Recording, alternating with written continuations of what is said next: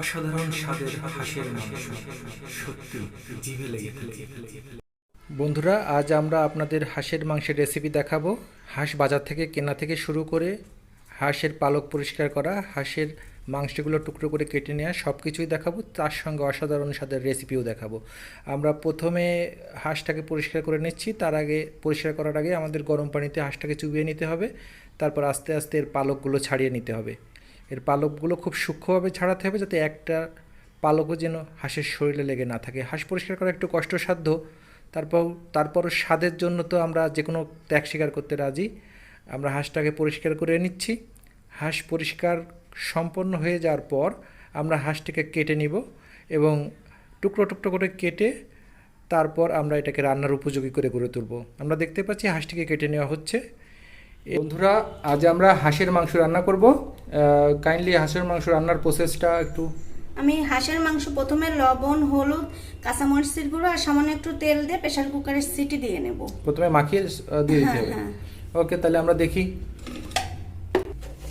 আমি প্রথমে সামান্য একটু লবণ দিয়ে দিচ্ছি, তারপর কাঁচামরিচের গুঁড়ো হাফ চামচ কাঁচামরিচের গুঁড়ো, আর কি হলুদ পরিমাণ মতো, সামান্য একটু, আর একটু তেল, সয়াবিন তেল।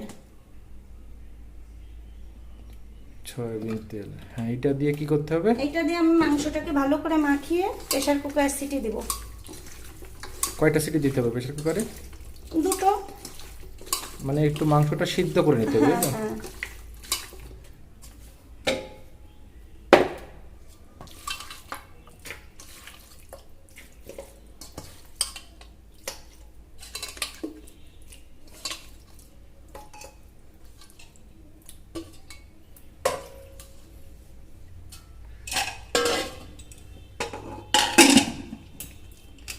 প্রেসার কুকারে সিটি দিয়ে নেব দুইটা। কত? 1400? হ্যাঁ। ওকে, তাহলে আমরা দুইটা সিটি পর্যন্ত অপেক্ষা করব।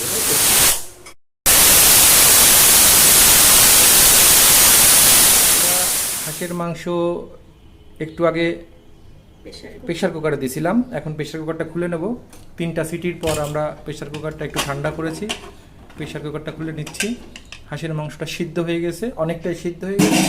এখন যদি এটাকে রান্না করি তারপরে মজাদার স্বাদই দেবে আশা করি। আর মাংসটাও সেদ্ধ হয়ে গেছে।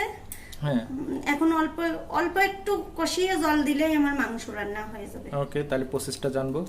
হ্যাঁ, কড়াইতে আমরা প্রথমে সরিষার তেল দেব একটু বেশি করে, সরিষার তেল, তারপর আর অল্প একটু সয়াবিন তেল দেব। এই দুইটা একসাথে মিক্স করলে কি হয়? আমার শাশুড়ি মা বলে এই দুইটা একসঙ্গে মিক্সড করে রান্না করলে যে কোনো মাংসের স্বাদ বাড়ে, অনেকটাই বেড়ে যায়। ও যাক, নতুন জিনিস শিখলাম। এবার কি করবো আমরা? একটু তেলটা গরম হোক। আমার তেলটা গরম হয়ে গেছে, এখন আমি আলুগুলো দিয়ে দেব।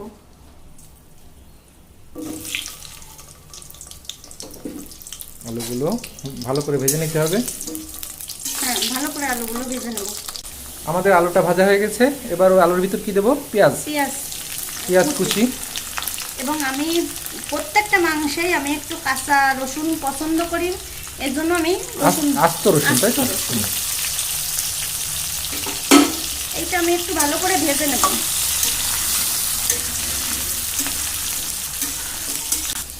আমাদের আলু ভাজার সঙ্গে পেঁয়াজ ভাজা কমপ্লিট। এখন আমরা এর ভিতর কি দিয়ে দেবো? আমি 1.5 চামচ রসুন বাটা দেব। 1.5 চামচ রসুন বাটা, 1 চামচ আদা বাটা, 1 চামচ আদা বাটা, আর 1.5 চামচ জিরা বাটা, 1.5 চামচ জিরা বাটা, এবং 1 চামচের মতন নারকেল বাটা। এগুলো দর্শকরা মনে রাখতে পারবে না, আবার একটু বলে দিলে সুবিধা হবে। 1.5 চামচ রসুন বাটা, 1.5 চামচ আদা বাটা, 1.5 চামচ জিরা বাটা, 1 চামচ নারকেল বাটা এবং হাফ চামচের মতন গরম মশলা বাটা দিয়ে আমরা মশলাগুলোর সঙ্গে মিক্স করে নেবো, তাই তো? হ্যাঁ, একবারে ভালো করে কষিয়ে নেব।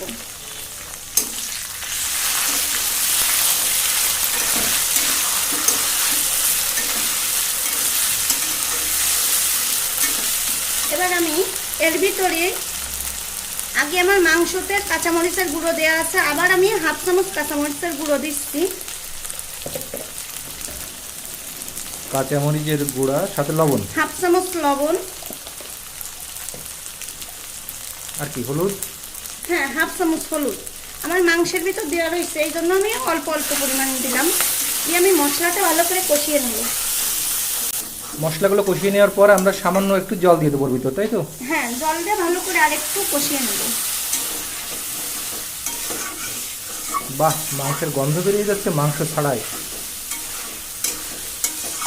আমি দুইবার সামান্য সামান্য জল দিয়ে মশলার উপর তেল ওঠা পর্যন্ত অপেক্ষা করব। মশলার উপর তেল ওঠা, এই তো উঠে গেছে। দুইবার জল দেব, দিয়ে ভালো করে মশলাটা ভালো করে কষিয়ে নেব। যখন তেল উঠে যাবে তখন আমার মশলা কষানো কমপ্লিট হবে। আমরা দেখতে পাচ্ছি মশলার উপরে তেল উঠে গেছে, সুতরাং এখন মনে হয় এর ভিতর মাংস দেওয়ার সময় এসেছে। আমরা মাংসগুলো দিয়ে দেবো। আমরা আগেই মাংসগুলোকে সিদ্ধ করে রেখেছিলাম, এখন মাংসগুলোকে এর ভিতর দিয়ে দিচ্ছি।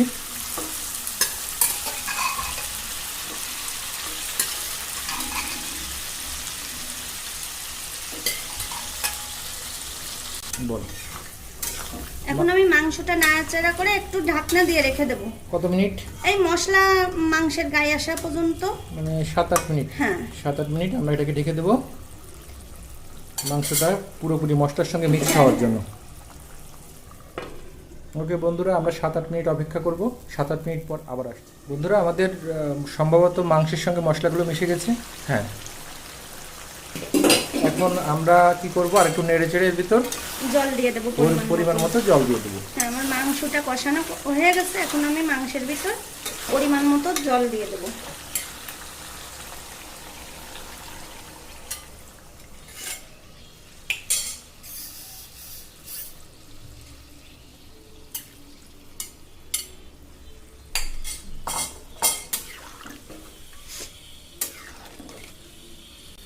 হ্যাঁ বন্ধুরা, আমি আজকে আমার হাঁসের মাংসেতে আমি একটা স্পেশাল মশলা দেব।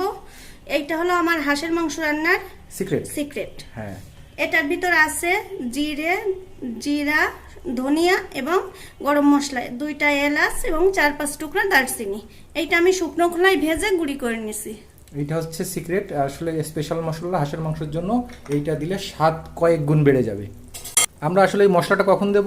মশলাটা আমি নামানোর আগ মুহূর্তে দেব। তাহলে এখন কি আমরা ঢেকে দেব? হ্যাঁ, এটা ঢেকে দেব। এখন আমরা ঢেকে দিচ্ছি, এবং ঝোলটা যখন মাংসের সঙ্গে পুরোপুরি মিশে যাবে এবং তৈরি হয়ে যাবে তখন আমরা ঢাকনাটা উঁচু করবো, তাই তো? হ্যাঁ।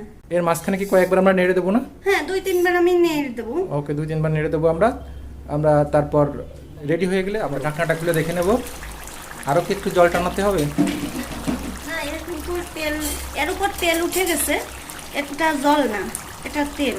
হাঁসের মাংস থেকে অনেকটা পরিমাণ তেল বেরোইছে। এখন আমরা কি করবো, সেই সিক্রেট মশলা দিয়ে দেবো, তাই তো? এই মশলাটা এইভাবে দিয়ে, সিক্রেট মশলাটা কি দিয়ে তৈরি করা হয়েছে আবার যদি একটু বলে দিতেন? জিরা, ধনিয়া আর হলো গরম মশলা, এইটা শুকনো খোলায় ভেজে গুঁড়ো করে নেব। জিরা, ধনে, গরম মশলা শুকনো খোলায় ভেজে তারপরে গুঁড়া করে নেওয়া হয়েছে, যেটার কারণে অসম্ভব স্বাদের হবে হাঁসের মাংস। আর গন্ধটা অনেক সুন্দর আসবে। এখন আমি 1 মিনিটের জন্য এটা ঢেকে দেবো। মাত্র 1 মিনিটের জন্য মশলাটা মেশার জন্য আমরা ঢেকে দেবো, তাই তো? মশলা মাংসের ভিতর ঢোকার জন্য ঢেকে দেবো। ওকে, তাহলে 1 মিনিট ঢেকে দিই আমরা। 1 মিনিট পর আমরা এটা উঠিয়ে নেব। বন্ধুরা, আমার হাঁসের মাংস রান্না কমপ্লিট। এখন কি আমরা এটাকে ঢেলে নিতে পারি? হ্যাঁ, এখন এটা আমি ঢেলে নেব। এখন আমরা ঢেলে নিচ্ছি।